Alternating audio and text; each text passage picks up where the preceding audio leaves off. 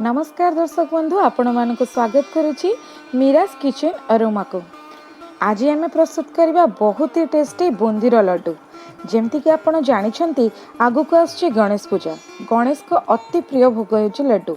घरे थिबा बहुत ही कम सामग्री रे कम टाइम रे यह प्रस्तुत हो जाए। एथिपाई ना ही यूज करिछि मु कलर ना ही छांच।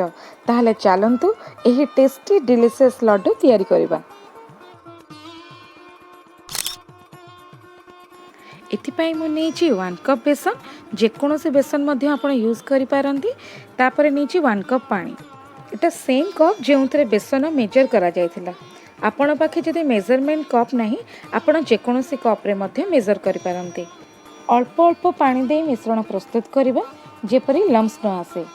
फर्स्ट रो अधिक पानी दे देले मिश्रण पानिया भी हो जाय पारे एवं लम्स मध्ये आसे पारे। सेतिपई फर्स्ट आमे लम्स क्लियर करिबा। विभिन्न क्वालिटी रो बेसन पई पानी मध्ये सेमती कम बेसी लागि पारे। मोर एठारे 1 कप रो टिके कम पानी लागिला। आपण एबे लक्ष्य करथुबे मिश्रण रो कलर भी टिके चेंज हे गेलानी। हमको 5-7 मिनिट एही परि भाबरे फेंटिबा को हेबो। एठारे मु नेउछि टिके हल्दी भल कलर आसबा पई आपण आर्टिफिशियल कलर मध्ये देई पारंती। बुंदी रे बहुत ही इंपोर्टेंट हेउछि कंसिस्टेंसी। ना ही मिश्रण अधिक गाढ़ा हवा दरकार ना ही बहुत पतला। टिके फ्लोइंग कंसिस्टेंसी हेतिबा दरकार। एही परि जेपरि ड्रॉप ड्रॉप होई पडुथिबो लास्ट ड्रॉप पर्यंत एबे देखंतु। तेबे एहा को घोड़ाई एबे 10-15 मिनिट रेस्ट दे दियंतु। एबे आपण देखंतु गोटे कप रु मोर एतिकी परिमाण रो पानी बळका अछि। 15 मिनिट पर देखंतु आपनक मिश्रण टिके फुली जाइथिबो। मिश्रण रे जदि आपनकर मोटा हे जिवो ताहले मोटा आकार रे चेपटा बुंदी हबो आ पतला हे गले लंबा लंबा बुंदी हबो। सेति पई कंसिस्टेंसी रे टिके ध्यान देबे। जिबा एबे नेक्स्ट प्रोसेस को छाणीबा पई तेल गरम करिबा। देखंतु मु एही जाली चोटी यूज करूची जेउटा समस्तक घरे किबा डेली मार्केट रे मध्ये इजीली अवेलेबल। तेलर टेम्परेचर चेक करिबा जेपरि मिश्रण पकाइले सांगे सांगे फुली ऊपर को आसे जाउथिबो। एबे जाली चट को टिके उच्चतार धरिबा कांस्टेंट धरिबा और धीरे धीरे मिश्रण को पकाइबा। वीडियो रे जेंते देखा जाउछ देखंतु बुंदी गुड़ को केते सुंदर सुंदर गोल गोल होउची। एहा केवल मिश्रण रे कंसिस्टेंसी और तेलर टेम्परेचर जको एवं पकाई सारला परे प्रति थर जाली चटुर आग और पछ एपरि सफा कर देबे।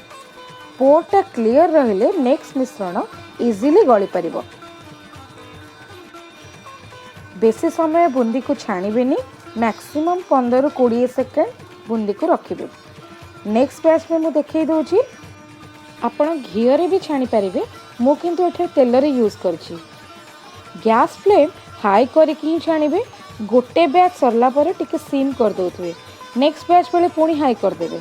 एमती कले तेलर टेम्परेचर बैलेंस्ड रहिबो। या भितर सबु बुंदी छणा हे जाइछि।